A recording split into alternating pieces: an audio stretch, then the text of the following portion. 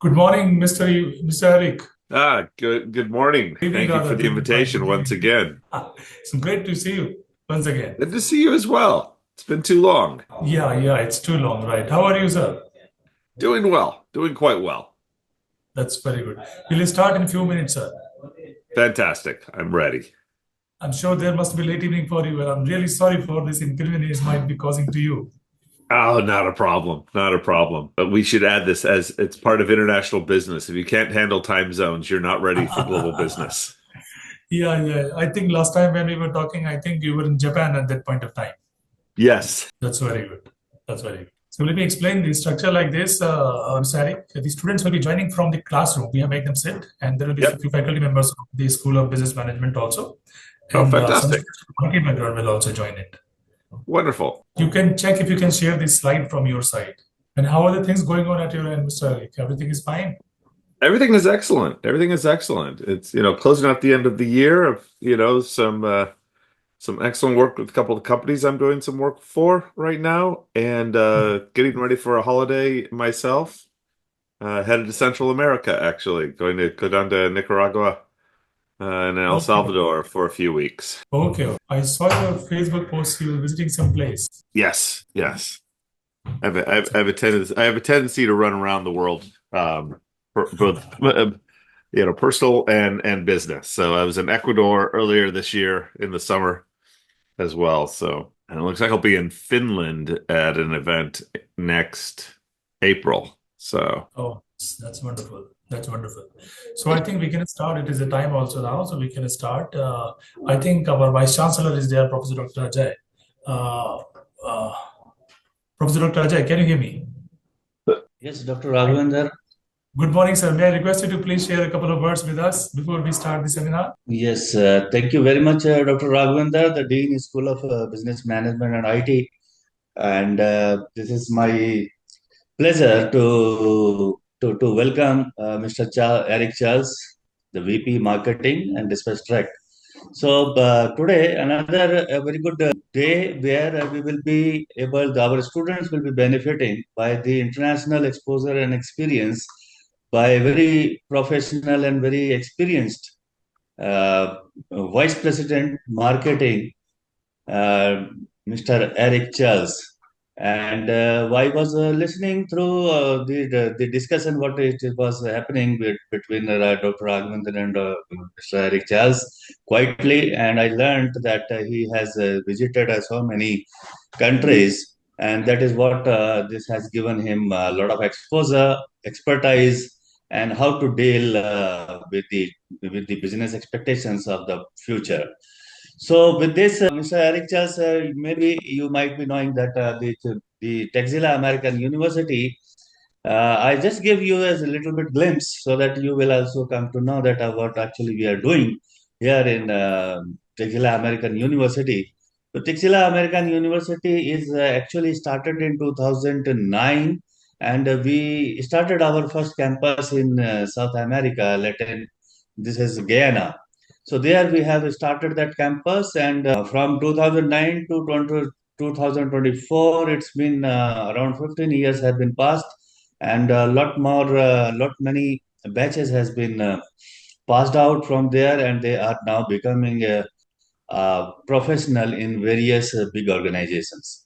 Basically, Texila American University is known about their medicine, public health, and the business qualifications, what we are actually providing to the students and giving them the exposure of international arena so that in African region, we came in African region in 2016.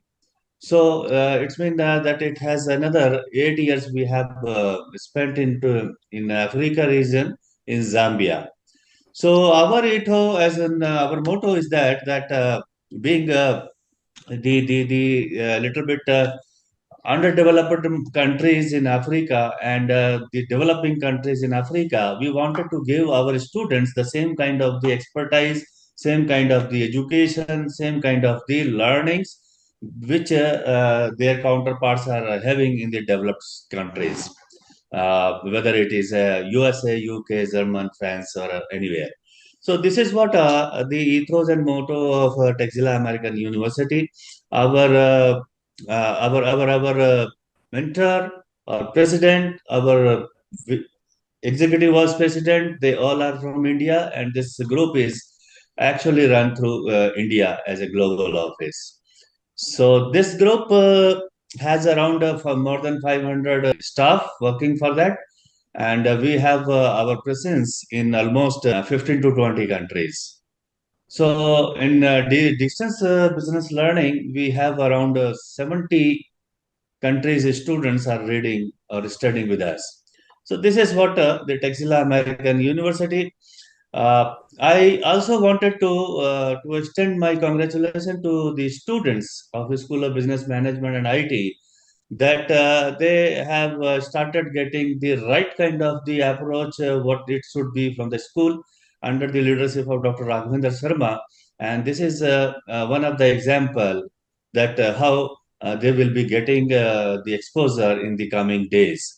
So with that, once again, I welcome Mr. Erik Charles, and along with the students and other stakeholder, I am also eagerly looking and seeking your learnings so that I can also be able to benefited by your exposure. Thank you very much, Mr. Erik. Thank you. Thank you very Thank you for the much. invitation. Thank you very much, sir, for sharing few words with us and letting us know about more about the Texila American University Zambia and Texila as a consortium as a group. Now, I would request Deputy Vice Chancellor, Professor Dr. Bala Murugan, to please share a few words with us. Dr. Bala. Good morning to all. Good morning, Mr. Erik, respected VC, my dear friends, faculty members, Dean School of Business and IT, Dr. Raghavendra. Happy to be part of this wonderful event. I congratulate the School of Business and IT for the wonderful initiative. I thank our resource person of the day, Mr. Erik. We know that like your profile is it's a very busy profile. We know your profile, how busy you are. Thanks for your time to accepting our invitation and just joining with us. We are very much honored. Thank you so much. We are looking to hear from you, sir. Thank you so much. Once again, I welcome you all to the session. Thank you very much. Again, I am honored by the invitation. Thank you very much. Now, friends, it is a real privilege for me to introduce today's guest speaker, Mr. Erik. He has been a good friend of mine since a long time. Mr. Erik Charles is an accomplished professional with over 3 decades of experience in marketing, consulting, and solution evangelization. He brings deep experience ranging from multinational enterprise firms to small startups, allowing him to craft different models depending on the market, people, and corporate goals. Mr. Erik serves as a subject matter expert on the interlocking fields of revenue intelligence, revenue performance, and revenue optimization. Mr. Erik focuses on helping companies drive expansion and growth by better aligning positions, responsibilities, and incentives to be in sync with the achievable strategic and tactical goals. He serves as a fractional CMO, board advisor, and he is an early stage investor and serves as an advisor for emerging companies. Presently, he is serving as Vice President, Marketing DispatchTrack. So it's a real privilege and real honor to listen to somebody who has real global exposure in the real terms. So floor is to you, right? Stage is yours, Mr. Erik. I would request you to please start your presentation. Absolutely. Thank you very much. And I will keep an eye on both, see if I can get the various windows open. But feel free to ask any questions, interrupt me as I'm going along if there's some subject you want me to spend additional time on.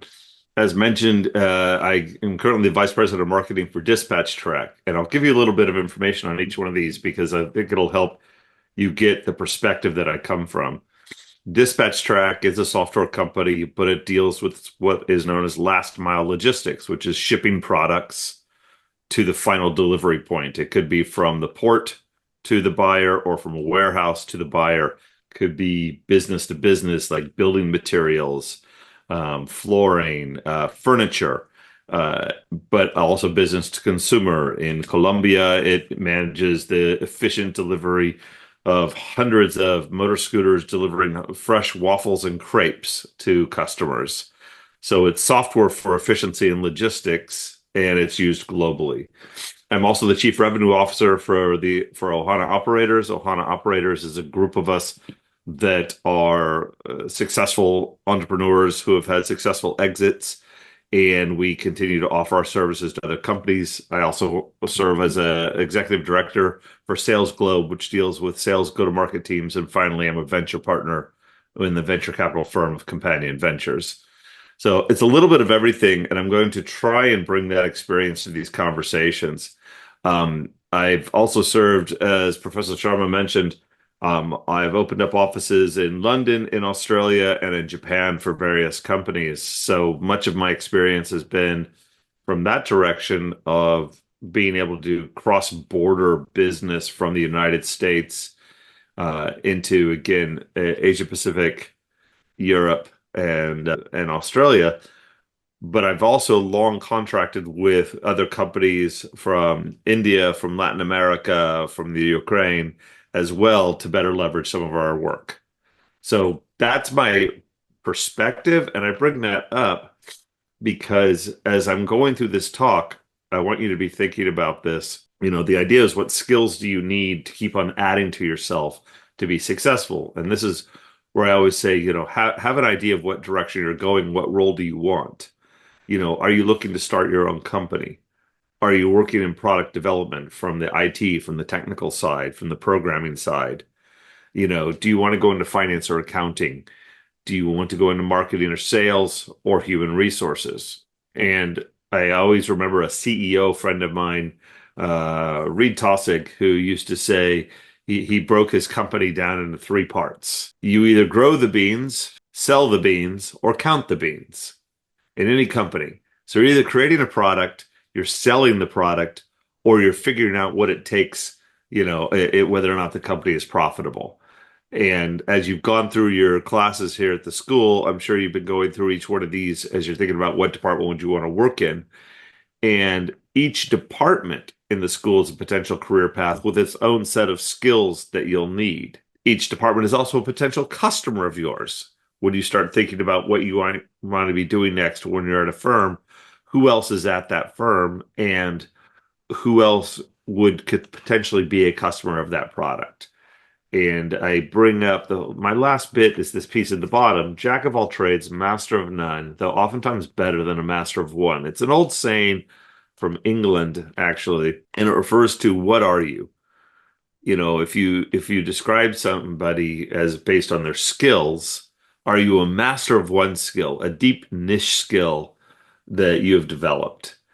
Early on in my career, I built a skill in compensation, in how to pay people and how to write bonus plans and commission plans and incentive plans to drive behavior. And I took that knowledge as a consultant, then I took it to apply it at a large company, Sun Microsystems, part of Oracle now. I then took that knowledge to develop a product at a company called Calidus Software. So in the first 10 years of my professional career, I was a consultant in incentives.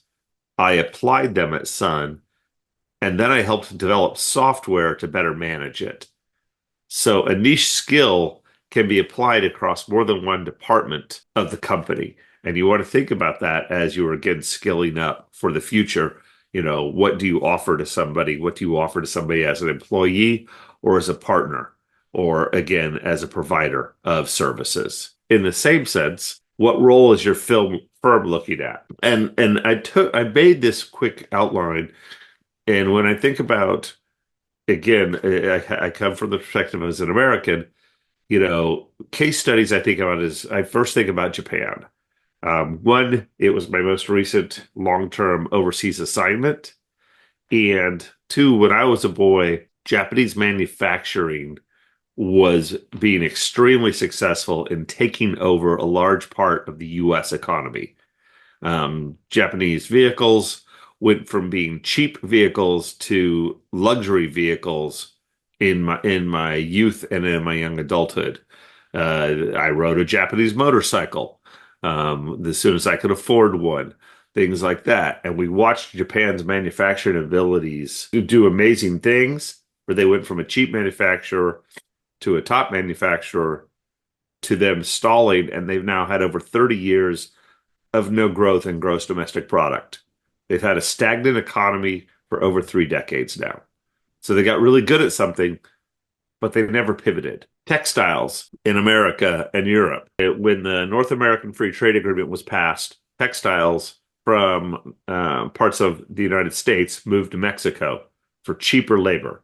That's what I mean by the labor arbitrage. Mexico benefited.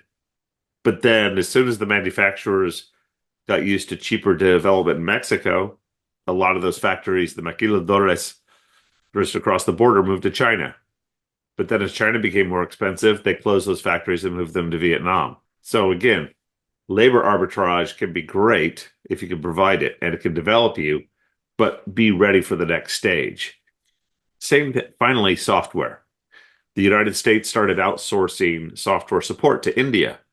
And Professor Sharma has heard me lecture on this subject before. And then what happened? Then in India, they started developing more and more software skills through support. Then we started outsourcing code development to India. And now one of the biggest competitors that is rising competitors that I've been watching now for the last 15 years has been more and more amazing software coming directly out of India, competing with the United States.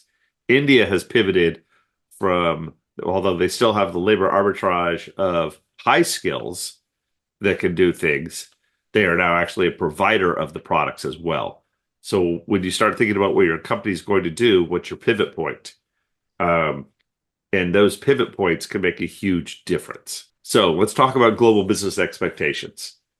And if we're going to talk about skills, the typical way to divide it up is hard skills and soft skills. Hard skills are things you were studying there in the classroom, things you can pick up from a book, things you pick up from application, languages, such as the fact that you're sitting in this classroom listening to me lecture, you have better language skills than I do. I will freely admit it. You are able to sit there in the classroom and listen to me lecture in English. I know the Bantu is, I believe, the most common language spoken. I know that Professor Sharma speaks more than one language.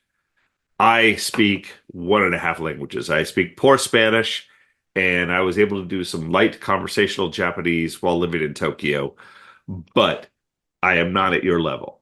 So realize that's a skill that takes work to get there. Now, in the soft skills is a different one. And that is all of these things: emotional intelligence, adaptability, resilience, critical thinking, problem solving, collaboration, active listening, negotiation. And I'll talk about all of these a little bit more. Those are skills that you can learn of, and then you have to really practice to develop them. And the reason why I bring both of these up on the global side is that, for example, let's say you became a source of some sort of skill that I needed for my company, and I contracted with you. That's fantastic. But at some point, we're going to negotiate an agreement and have you practice that negotiation skill. At some point, we're going to have to talk about cultural awareness of both of the things we do. And it can be something as simple as the fact that here in the US, we just recently, celebrated Thanksgiving. So the offices were closed for 2 days and people do a lot of shopping. That's not a big deal, but even knowing something as simple as the holidays of another nation and how that can impact business is very important. So we'll go deeper into these as I'm going through this talk. Oops, there we go. Finally, as we get started, this is not a one and done activity. I am still learning. I still go to lectures. I go to conferences and go to sessions. I download books that I sit and read, in my free time. And I actually follow along on a lot of academics and I try to see what they are studying. Every other year, I go to a conference that is just people from the academic world that study salespeople. And I pick up a few more tricks or things that I can then turn around and apply and deliver to my customers. That has helped me significantly as I've been going along. So don't think that, I went back to school when I was 30 to get additional education. I even find that by teaching, I learn a lot. And whenever I can, I get additional learning and additional sessions. So never give up on that part of it as well. I realize this sounds like something you might be telling to your kids, but I wanted to make sure as we got into this and I got into examples, sometimes it's just knowing what can be done so you can go back and learn how to do it. It can be very important as well. I don't remember a lot of my accounting classes from my business school, but I know what I should be doing, and I can go back to a reference to find out exactly how to apply it when it crosses my plate. So let's start. And I want to start with what I was mentioning there. this issue of skills on communication and cultural intelligence. Communication skills for cross-cultural communication can be really challenging. I have probably made at least one mistake so far in this lecture, in the sense that I have probably said something that is not completely appropriate. Perhaps didn't, introduce myself properly. Perhaps I should have done a little bit more background on myself. All of those can matter, and a good audience won't even react. And, I can zoom in a little bit and see some of you, but, I really can't see too much of you other than who's at their desks. Um, I'm sitting here all freely bit drinking a cup of tea. In some cultures, I shouldn't be drinking anything in the midst of a lecture, but my excuse is it's, a few minutes before midnight for me. So this is keeping me awake and steady. So cross-cultural communication is a skill. It's a learned skill. You can easily look things up, on the internet of what's going on. Language skills. I have the benefit of English being widely used, but as I mentioned earlier, proficiency in additional languages is an asset, even just a little bit. I've used the example of Japan, being able to go into Japan and just do some simple thank yous and understandings helped out a lot. Knowing that when I went into a business meeting, I knew where to sit. There is still a cultural map in Japan about where to sit. And the same point, when I'm working with my partners down in Latin America, in Chile and Mexico, a little bit of Spanish language skills on my part, including understanding the accent and listening for it, helps. But even that, I have to remember that every nation, in Latin America and Central America is its independent nation and has its own cultural habits.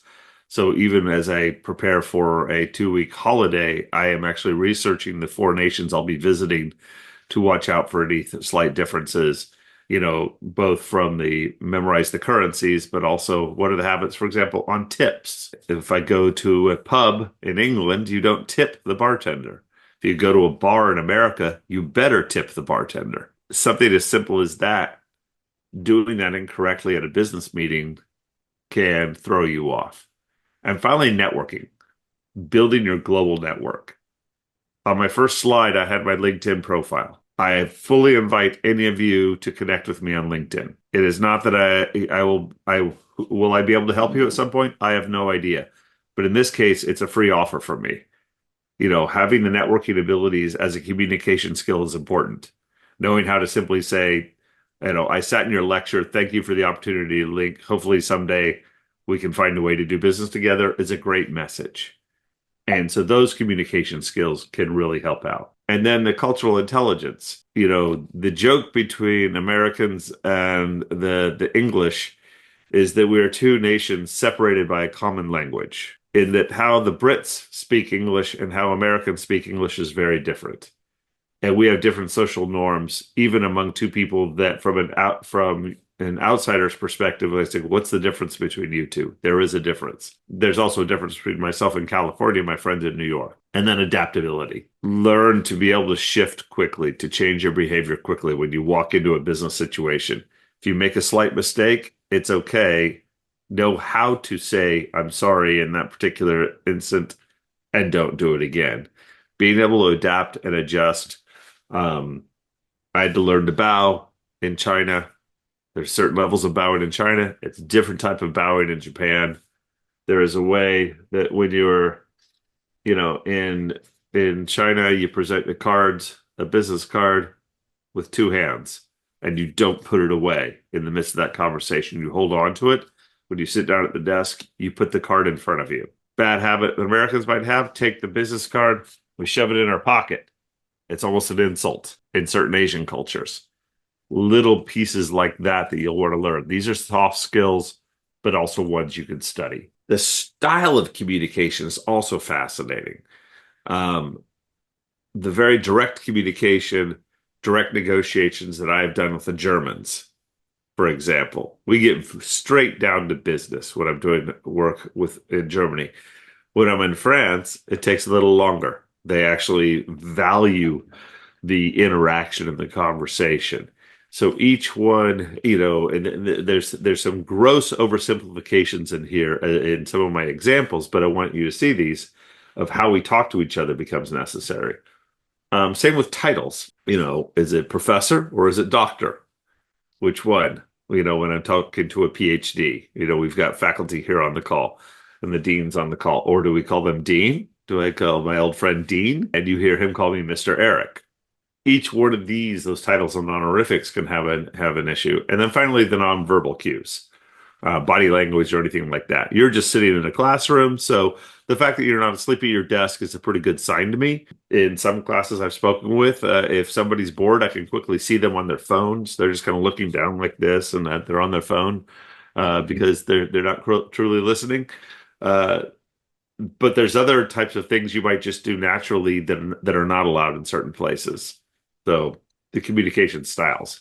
So applying these, let's talk about this. We're in a business situation. Let's go to the middle one. Gifts. When do you give a gift at a business meeting? I never give a gift in business meetings in the United States. It's just, although we're now at the holidays, I'm going to be shipping gifts to some top business partners of mine. They're getting bottles of wine from me. Although I had to look up to make sure they are all places that they drink wine. I do have at least one that I will send him something different. In Japan, we bring gifts to every meeting, but they're not expensive gifts. There's actually more effort put into the wrapping than the actual gift. I gave golf towels to some people at NEC when I went to their headquarters. But the people on my team had them beautifully wrapped in white tissue paper. And that was very important.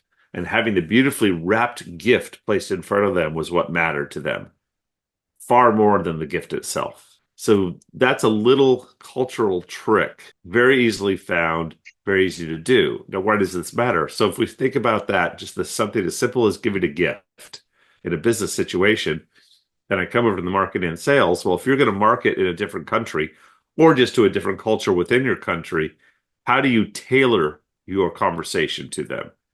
How do you adapt your product to fit their uses of it?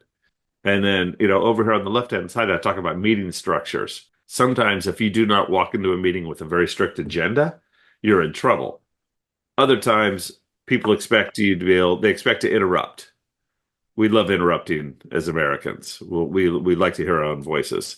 So how do you structure a meeting to make sure that the different cultures have the opportunity? If you have the people that like to jump in and speak, like myself, but you have some very quiet people, but who have something to say, when you're running that meeting, you need to know the cultural way of getting everybody in the room to speak. If you want to develop a skill, here's a great one. Become a master at getting 5 people around the table and each person to say something. That is an amazing skill because not only will you get information you might have missed, but you will make allies among the people that are shy, that are more naturally quiet, who do not jump into conversation. And when they suddenly feel that they are heard by you, you have a champion in your pocket that's going to help you. And I'll talk about champions when we get into negotiations. So let's talk about departments. What are the skills you're developing? So let's talk about technology right now, since that is definitely what I come from, where I spend most of my time. Programming languages. I started programming in BASIC, is what it was called, and a little bit of machine language. And then I learned Pascal. And then from Pascal, I learned C. And then I learned Lisp and Prolog. None of those are used anymore. Modern languages in any software development house, none of those are what's used. So if you are a programmer, if you're learning any sort of programming, please realize that whatever language you're learning right now, there's a good chance that in a couple of years, you're going to need to learn a new one. You need to accept that. You'll be able to stick with the old one for quite a while. But if you're going to get ahead, you've got to get better. You've got to learn systems like Git or SVN for version control, because nowadays companies are releasing software so fast, it's easy to fall behind. Everybody understands the cloud. We're not selling software on disks. We expect to be able to log on to Amazon or other type sites for wherever we are, or Meta. Facebook is global and the like. And so being comfortable with platforms like Amazon, Web Services, Azure, or Google Cloud, or I should have Oracle up there as well. It's important. Great development. Same thing, though. That's today. And in 2 slides, I'm going to talk about how that's going away already. If you're into data analysis, I used SPSS for data analytics and Excel. But nowadays I'm talking to a professor and he's telling me I really need to learn R, that all of his graduate students are using R for their data analytics. Or maybe you just need to be able to use SQL or Python for pulling data in and out. Data is the king. Data is so much the king of so much of business. Knowing the language of data matters. But once you've got the data skills, do you know how to show the information? I have a screen full of words here, but visualizing data in an Excel graph is great, but being able to use something like a Tableau or a Power BI is even better. Perhaps a Domo, but again, those are the visualization tools of today. Tomorrow there'll be another one. The big data technologies are also out there, and then I already said statistical analysis is so important. Statistics will save you. If there was one thing I wish I could have gone back and done earlier in my life, it would have been taking high level statistics. So have that skill. Once you know statistics, you can talk your way out of many problems in the business world, and you can typically talk over some people necessary from strength. And finally, cybersecurity on the technology side. I know the university touches a lot on the IT side. Network protocols, security principles, threat detection and prevention, all of those are necessary, and being familiar with that. So if you're going to go into the technical side and you're on your skills, realize that whatever you learn the day you get your certificate, you better be checking for the next generation of that almost immediately so you don't fall behind. Now, I mentioned, I was talking about cloud there, and a good friend of mine, Kevin Cochran, is at Vulture. And Vulture is a provider of a lot of cloud technologies. And he and I had a conversation. He ended up turning it into a blog about what is going on in AI and cloud. Agentic AI is moving to the front. That is having AI agents doing work for you. Salesforce, for example, is running Agentforce right now. Enterprises are completely rebuilding their entire approach to things with generative AI built in. At DispatchTrack, where we've got generative AI coming in, we have AI-driven chatbots, so you can easily come in and find out where a delivery is. The AI is also driving the alternative cloud. So I just talked about AWS, Azure, and Google Cloud and Oracle Cloud. Well, alternative private clouds are coming back instead of one big one, as people want to run the AI on another side of platform. Bottom left, I remember when you bought all your software from one vendor. We're a Microsoft shop. We're an Oracle shop. We're an SAP shop. Then software as a service came out, and people were able to patch together the best products to have it all work together. Then we started going back to all of my software comes from somebody that's on the same cloud. Well, walled cloud is the walls between clouds are going to break down. And some of this is being driven by the rise of small purpose-built large language models. If you have the data, you win. I mentioned this a little bit earlier. You can't have generative AI without data. And so that's going to have a thing, which is also going to bring us the sovereign cloud revolution is the last piece there. For one company, I worked for us to have our products put on clouds in different countries. There were some European nations that did not want their data sitting on an American cloud because they said the American cloud could get searched by American interests far too easily. They wanted the stronger privacy controls of me having my data and my software sitting resident in Europe, so I could be under European rules. In Japan, they were comfortable with it if I was in Australia, if I could. So each one of those, the ability to actually have your products running on sovereign clouds, there might be time for a cloud, an African cloud. One, it gives you faster access. Two, it means somebody else is in charge of the controls. So that's what's going on in that. So that's all the technical side. So I've got my product development hat on right now. And I'm going to give you an example now of some of the skills I talked about earlier. I talked about cross-cultural communications. Now let's talk about product application. When I was at Exactly, and I opened up the office for Japan. Well, I had a product team out of India, and I needed a product localized for the Japanese market. So they went in, took our product that was written in English. They had already translated it to French, Italian, German, and Spanish. I said, fantastic, now I need Japanese. They used Google Translate for the first pass. They sent this over in a table format, and there's a company called Simultrans that we worked with. And Simultrans would make it possible. And Simultrans plugs into our product, and you could pretty much flip a switch, and it would update our product for all of the languages we supported. So it would update the FIGs, as I put it, French, Italian, German, Spanish.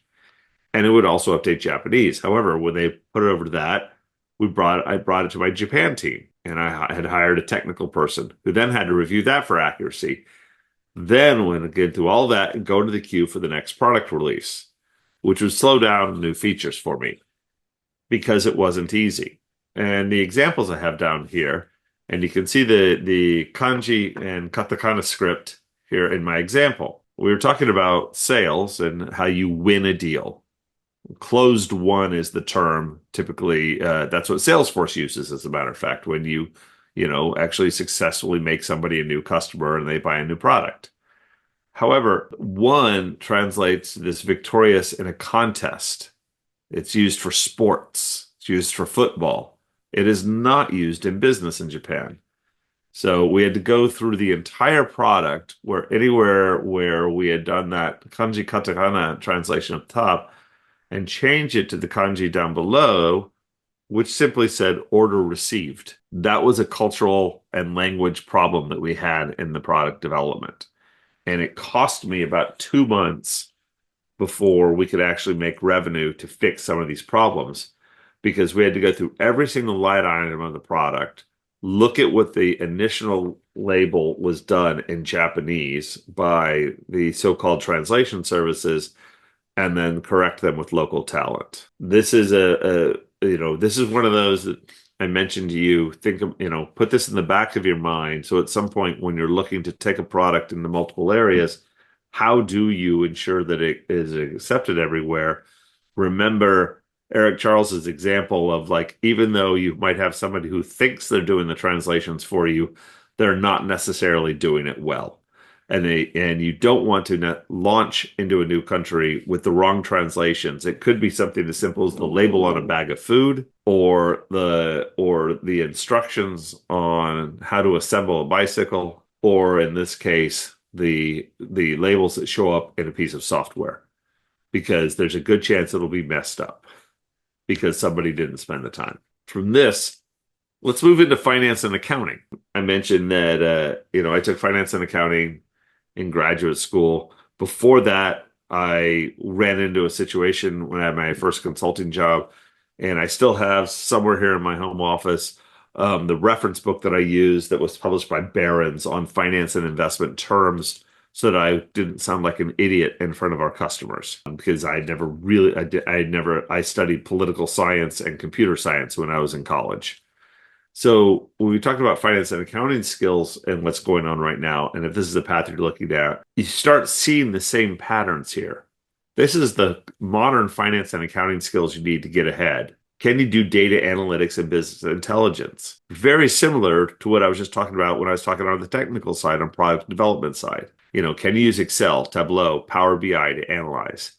Can you do financial models very easily in a way that you can then describe complex data sets to the audience? Can you use artificial intelligence and machine learning to help you with predictive modeling or risk management or fraud detection? One of my favorite things for fraud detection is that if you give me a stack of numbers and it's perfectly random in the last digit, it's probably fraud, because no set of numbers is perfectly random. There's always the outliers, but when people are trying to trick people, they'll try and fake it with the numbers to make it so that if you do a glance at it, it looks like, oh, look, it starts with all these different numbers, so it must be clean.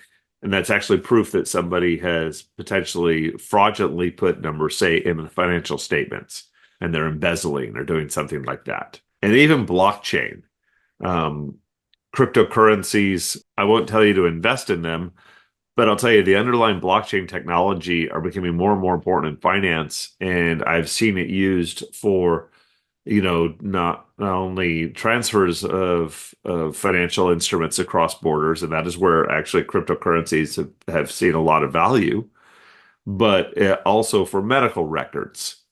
The ability to send medical records or other information protected under a blockchain lock is becoming more and more important. So if you're in finance and accounting, if that is the path you've chosen for your career, be thinking about these three areas. Be thinking about how you can upskill yourself to make sure you're up on the latest stuff. Yes, you should know how to use a NetSuite, a QuickBooks, an Oracle Financials, SAP Financials, or other financial tools, but also know that you should be looking at not just how to open it and run it, but how to get deeper into it on the AI side. And AI makes a lot of this easier. If you're going to expand into another country, be it within Africa, or if you're going to partner with a company out of India, or if you're going to or you're going to expand and sell your products into Europe. I'm currently helping a software company out of Israel that wants to expand into the United States. They've done some work there, and I've also got a company out of the Ukraine that wants to expand into the United States. Well, from the finance side, of course, we have to look at generally accepted accounting principles, GAAP. GAAP is fairly universal. There are specific, nation by nation laws, though, on how you recognize revenue and expenses. What are the import and export restrictions? What are intellectual property rules? Those are changing constantly. Anything from arts and entertainment. The U.S. has one rule about when creative works are fair game and open market.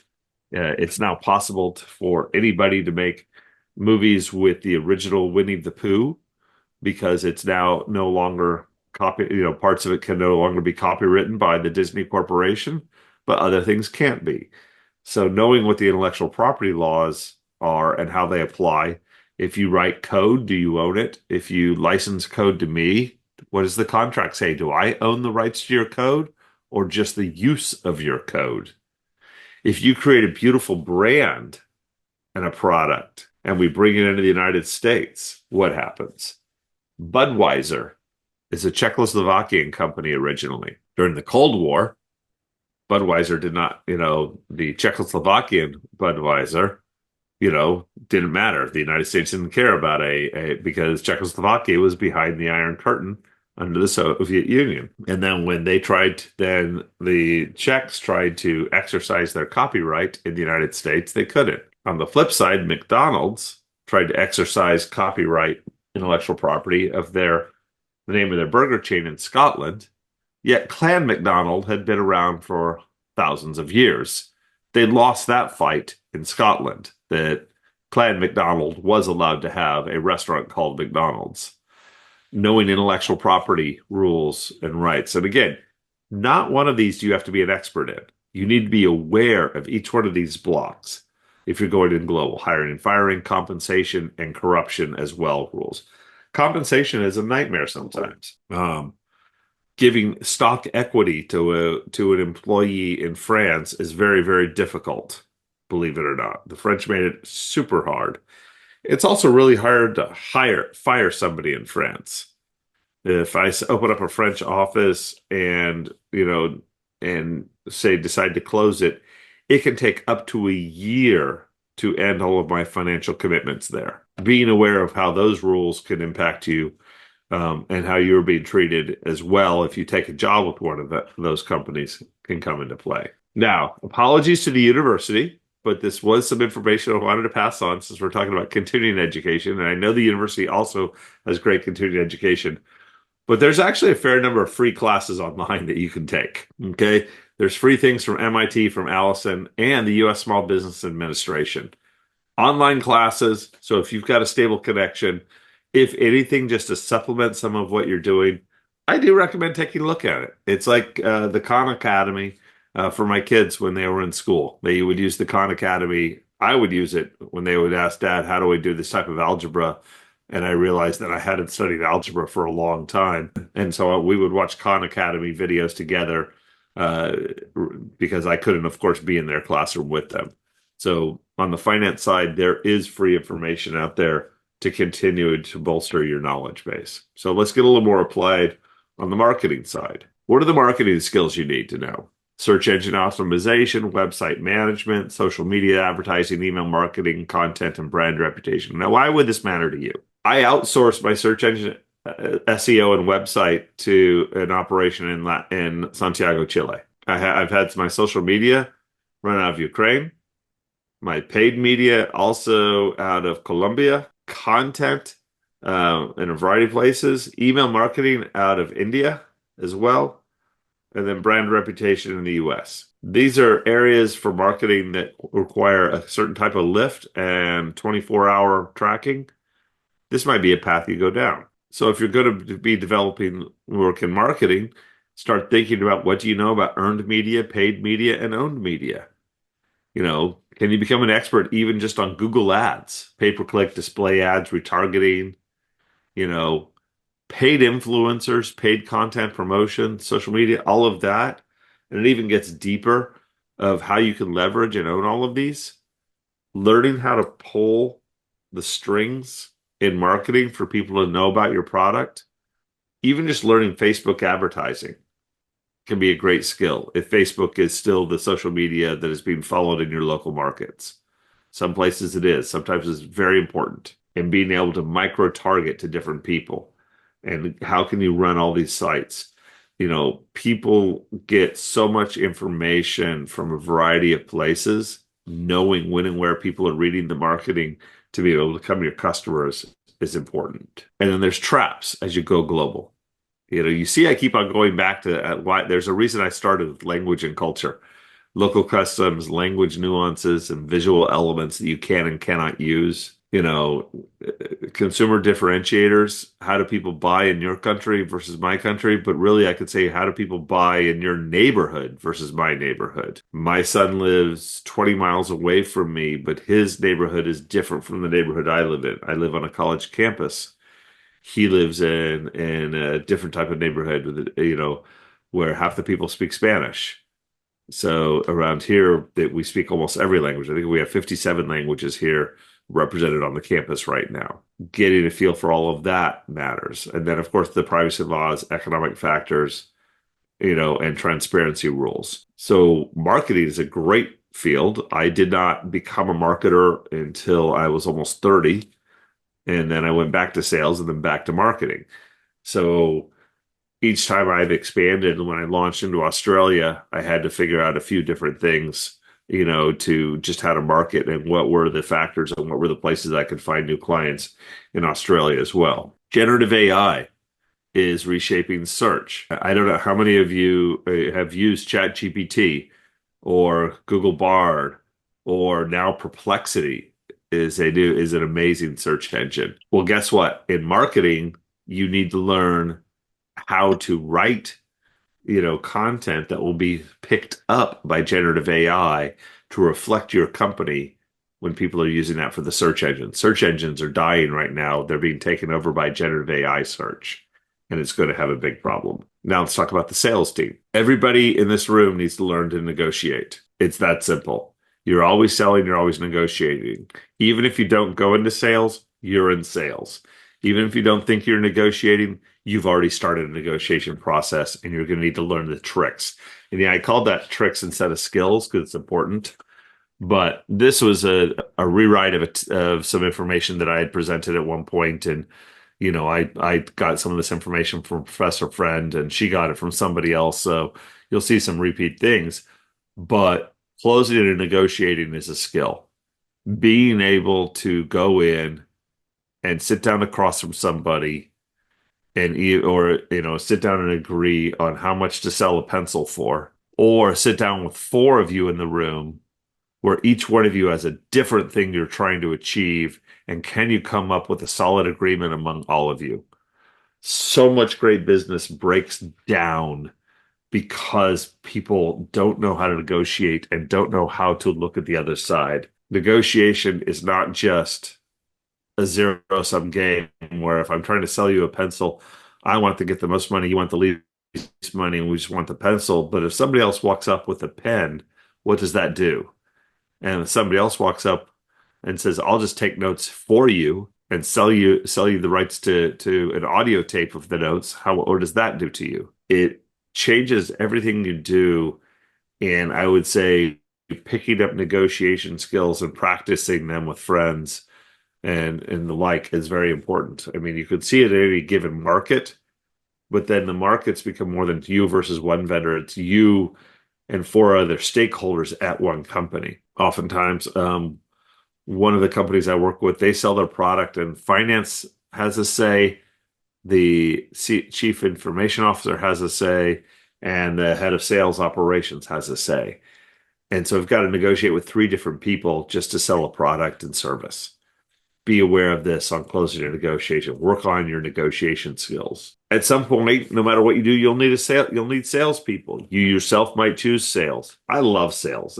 You can make very good money. My older son is in sales and is doing quite well. And he owns, but there's different practices that trigger things. In the United States, it's high commission, high risk. Small base salary, lots of chance, but you can make lots of money if you sell. If you go into Europe, you've got a higher salary and less upside when you sell. And when you go to Asia, it's a very stable income focus and much lower commission. Again, like Japan. So if you're trying to expand your business and looking at different sales side of things, realize this challenge that you're going to have. I put this up because this is just on incentives, but remember how in the beginning I talked about how there's all the different departments in the company? Here's just something as simple as how to pay somebody and all of the different factors you have to think about and all the skills you need. If you're planning out a sales team, you need benchmarks of how much to pay. You need to design the plans. You need to determine what the goals are. You need to be able to model it out using a BI or a Tableau. You have to look at territories and behavior. That's all data. On the calculation side, integration and configuration, that's hooking up to different systems. Control and risk management. Can you forecast? Can you do predictive forecasting with statistics of whether or not your sales team is going to bring in the money that you need this year? Do you know how to do accruals under GAAP standards? Is everything you have secured? Can you audit? Can I audit your financials? And then communications to the sales teams. What information do you provide to sales? What do you provide to the executive team? What do you provide to finance? Each one of these, and I threw this in as an example. I remembered it.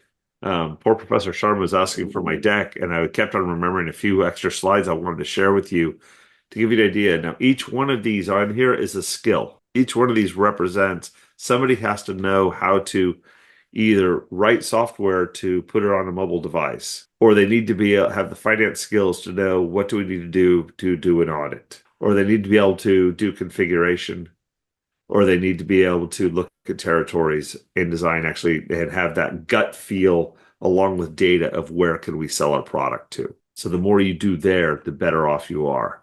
So now let's talk about how to stay ahead or at least still be relevant so you can find that next great job.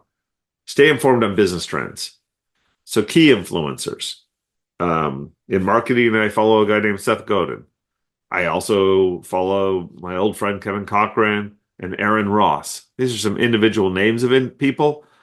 And yes, they post things up on LinkedIn. They post things up on social media. Some of them have their own blogs. I still read blogs because they're interesting. Look for various free online business publications. If you don't have time to read all the articles, read the headlines so that you know what's going on. Gartner is a big analyst firm. They're really expensive. They charge too much money. But you know what? A lot of their publications you can get for free in the tech space because a vendor will give it away if you'll give up your name and an email address. Use it. Now, as soon as you do that, you will get emails from their sales team. Hey, you downloaded the Gartner report on this. And you can say, hey, I'm just researching. Thank you. But that gives you a free Gartner report. And they write them very well. Also, don't ignore sources for learning. I use Reddit a lot. There are great subreddits on the business world. There's a lot of garbage in there, and you have to learn how to filter out. I should probably put that down as a skill, the ability to know what information to ignore. I see the professor nodding his head at me when I say that. Knowing what information you can safely ignore is important. And other social media. Embrace continuous learning. Don't ever stop learning. If you get an opportunity to go to a business conference, if there's a free business conference in town, there's something going on, go there and attend the sessions. Don't just go for the cocktail parties and the social aspect of it. Make sure you attend the sessions. My presentation, I told the professor, I'm more than happy for you to download it, put it in PDF format. Everybody's welcome to this. You might throw it away someday. You might never look at it again, but save it as a resource. I have external drives full of presentations going back 25 years now. And I'll suddenly remember one. It's like, hold it, I know I've heard a talk on this. What did they say? And then I go try to see what the latest information is. There's free certification programs out there. So if you just need to add a certification to your resume, Salesforce offers them, LinkedIn has them, HubSpot has them, Google has them as well. Look for free certification for building up skills, critical thinking skills. And I somehow repeated that. Complex problems, evaluate information, and make informed decisions is so important. Sorry, I kept the same on the right-hand side. Adaptability. This is an interesting one. There's two things that'll happen. One is, can you pivot your skill set? Can you apply it in a new way? And when you find out that there's something out there that you don't know, how quickly can you learn a little bit so you can just speak the language, and a lot so you can actually start to succeed? I will say things like American football a lot. And that's when I'm talking about the type of football we play in the United States. Because what you call football in the rest of the world, we call soccer. That was a minor thing I learned a long time ago. I learned not to say soccer when I'm in London or I get laughed at. And I even though everybody knows I'm an American, it just highlights it. Being able to shift a little bit with your language or shift a little bit on finance terms, being quiet and listening, and then as time goes on, being able to add to the knowledge. If you keep on hearing the same term in meetings, go research that term, get the background, fill in the gap. I mentioned there the second bullet there is don't get caught in a rut. What that means is once you get really good at something, don't think you can count on that for forever. You will hit a point where your knowledge is old and you can find yourself, and I see this happen to people later in their careers that suddenly find themselves not able to advance anymore. Now you might be happy stopping at a certain level, but sometimes people stop and then they no longer have a job and they have to start all over. The best time to add knowledge is while you're still working, as opposed to when you're not earning any money and you're desperately trying to build the skills to get the next job. That's why that continuous knowledge is part of it. Digital literacy, any software, digital tools, and platforms that you keep hearing about, learn about them. I'm reteaching myself a couple tools right now. Right now, the biggest one is generative AI. I'm teaching myself more and more how to use it. How to write the right prompts and get it to make things for me. If I don't do that, I might as well retire. It's completely taking over the world that I am in. So any tool you're using today will be replaced. Any platforms, some platforms are strategic, some are tactical. And then, do not hang your future on just one area. Network. Build your network. You're in a room right now. That is an amazing network. I still have a network from my undergraduate days. I was doing business with two people. Today I was talking to people that I first met back in the 1980s. And we are still talking to each other and bouncing ideas and getting introductions from each other. I will turn to people who are my same age and I use them as mentors, even people younger than I am who have become experts in certain spaces.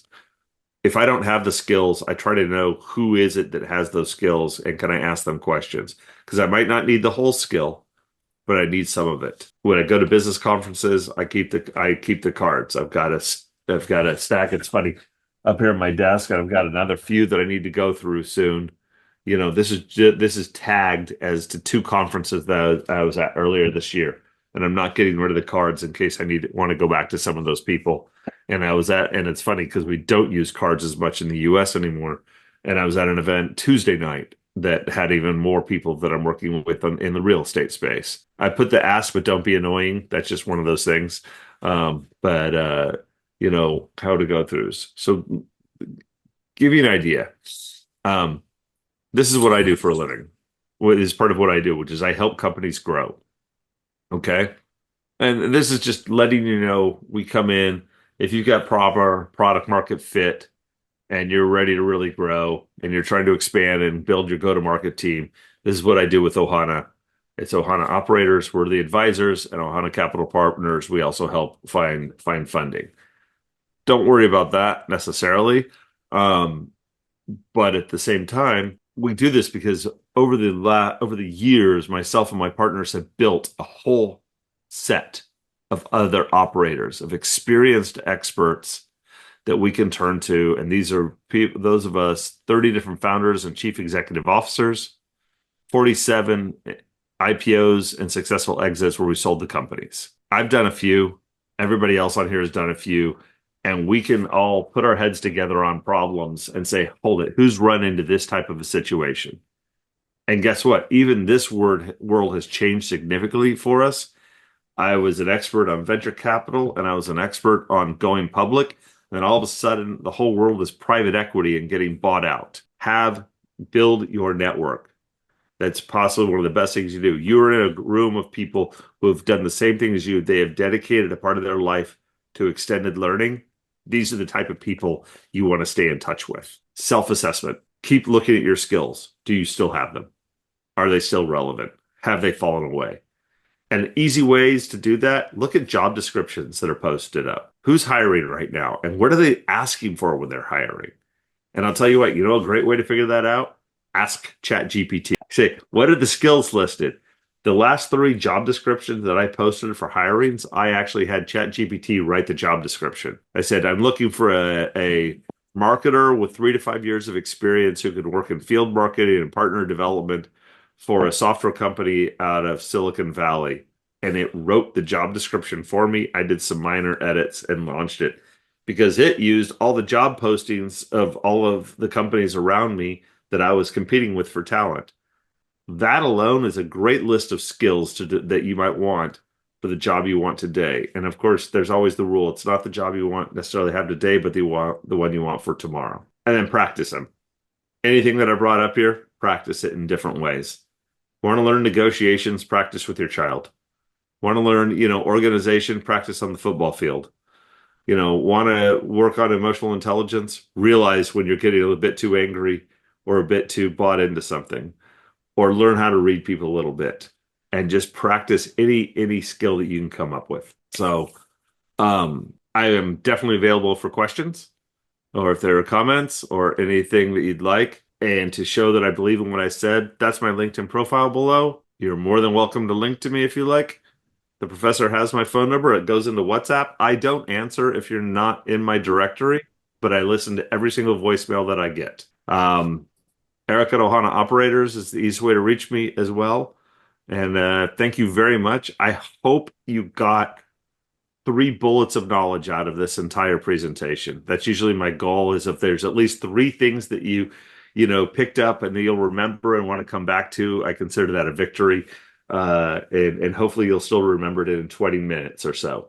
So thank you very much. Thank you very much, Mr. Erik, for this wonderful detailed presentation. Students, if you have the questions, possibly he is the best resource to answer it. So if anybody in the class has any question, you can ask, please. Is there anybody in the class? Okay, fine. Meanwhile, if they have any, just as a matter of curiosity, it's from my side, Mr. Erik, if you allow me. Absolutely. Thank you.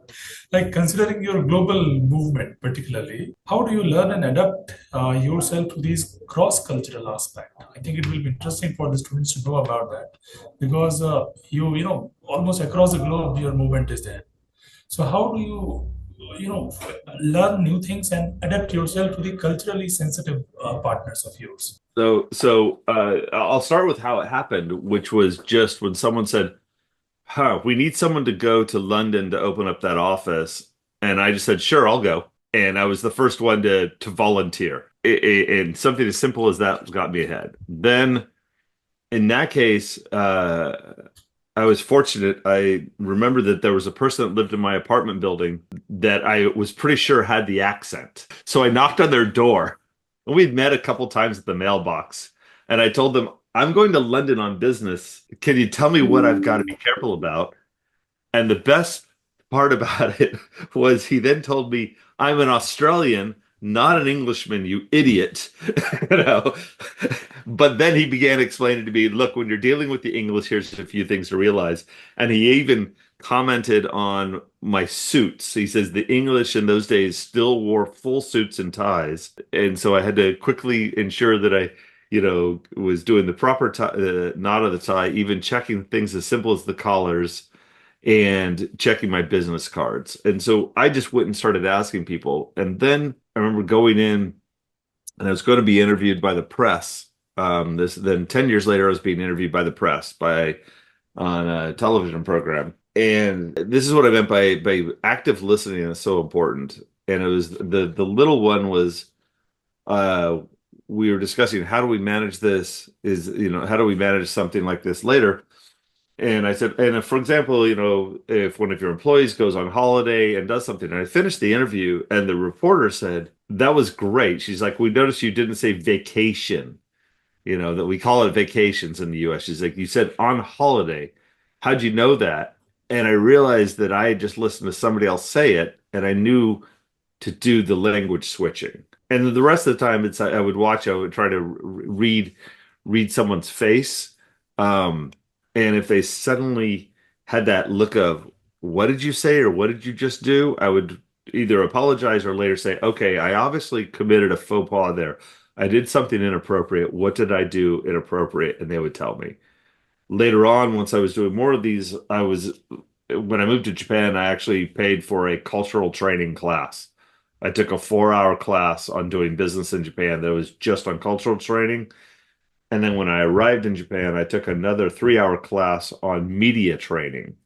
How do you deal with the press? So each one, there are books, there are articles, there's so much stuff you can find online. Later in my career, when I had admittedly the money, I would pay for experts to actually give me training. But in my neighborhoods, you could do a lot as well. I mean, it's interesting. I would say, like, if you were looking into selling into a new country, say you did want to do business in the US or in Europe somehow, I would almost see if you could find somebody from the embassy. The US embassy might have somebody locally that will give you a hand, or you might just find somebody online to give you a hand. Okay, that's great. And just the way presentation was very detailed, right? I don't find any gap you let it remain. So my request to you is if you can, because most of the students who are attending it, they are the undergraduate management students in IT also, and some of them they are from the MBA courses also, particularly Great. from who have joined with the online course. I just request you to please maybe suggest 2, 3 most important things that can transform them as an employable resource, so that as and when they complete their program, what should they keep in mind at the foremost so that it helps them to get a good job. Be able to sell yourself. What do you bring to me that I don't already have? Be willing to do more than what you thought you were going to do. I ended up as a management consultant doing commission plan design because I had been a stockbroker and I knew financial services. And I was willing to quickly switch, and I switched in the midst of the interview, basically saying, absolutely, I can understand this and do this. So, as you're going out and applying for jobs, sometimes it's just great. If it's a good company, just getting inside a good company can help. And you might even find yourself moving. I went into product and got asked to be in product marketing because someone said, well, we don't have a write-up for this document. I said, I'll write it up. I'll create the brochure. And all of a sudden I went into product marketing. And in product marketing, I got frustrated because I felt that I was doing all the presentations and other people were making all the money. So I moved into sales. So I've changed my career path multiple times, each time picking up new knowledge when I went in another area. And even once I'm inside the company, I try to sit with different people at lunch on a regular basis. So what do you do for the company? You're in human resources. What does human resources do here? I had no idea what human resources did when I was first in my professional career. I had no clue. I was at a holiday party and I sat down with all of our lawyers for about an hour. The general counsel who helped us out said, what's your focal area? I knew one of them because they helped me with contracts. And the others walked me through some of the another one was working on all of our patents. I learned more in that like 2 hours of talking to the lawyers. People love to talk about what they do. Look at me.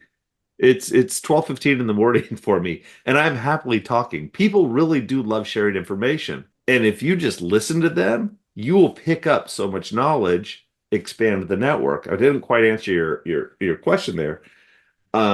When you're applying for the jobs, look at the jobs they're posting. Make sure you look at what the company does. Adjust your resume and your conversation to match that and even show interest. Make sure you read. If they have a blog written by the CEO, make sure you read it. By the way, the CEO probably didn't write that. It was probably written by somebody like me. I write things. I used to write things for my CEO, and then, it would go out and then he would review it, approve it, and go underneath his name. That's fine. But make sure you read it and don't pretend to love it, but then say, oh yeah, I noticed that he mentioned this. And I'm interviewing for this position, but I can see by the other positions you have open, you must be expanding in this area. I think it actually could help with a lot of things. I'm very interested in this job, but please note that my skills might help in a few other areas.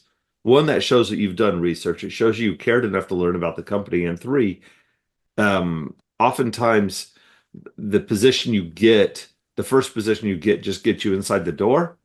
And then you'll find other opportunities once you're at the company. That's interesting. That's wonderful. Some of the very good comments are there in the chat box. I'm just reading it for you.